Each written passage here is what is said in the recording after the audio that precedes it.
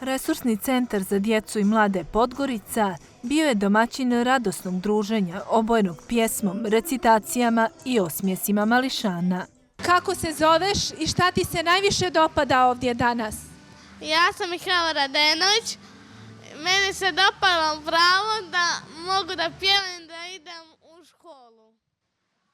A ti držiš neki transparent na kojem piše pravo na razvoj. Šta to znači? Razvoj znači za mlađu, za posebne potrebe djecu.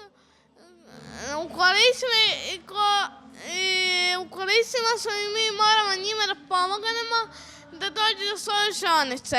Zovem se Borjana Radulović i meni se baš super dopada ova organizacija ovdje, a najviše mi se sviđa što smo danas zajedno sa našim drugarima iz druge škole. Ja se zovem Haz Hoti, najviše mi se dopada što su nam došli drugari, malo da se družimo. Ja bih volio da nam dolaze oko često drugari. To je pravi odraz jednakosti, inkluzije i ravnopravnosti, što sva djeca zaslužuju, kazala je direktorica Dječjeg saveza Duška Šljivančanin. Za sada je veselo, drago je, sva djeca učestvuju. Tu su nam drugari iz osnovne škole Novka Ubović koji su negdje upotpunili ovo druženje sa nastupom njihovog hora. Tu su solisti Dječjeg saveza koji su nekada nastupali na festivalu Naša radost i naravno tu su naši drugari iz resursnog centra koji recituju, pjevaju zajedno sa nama.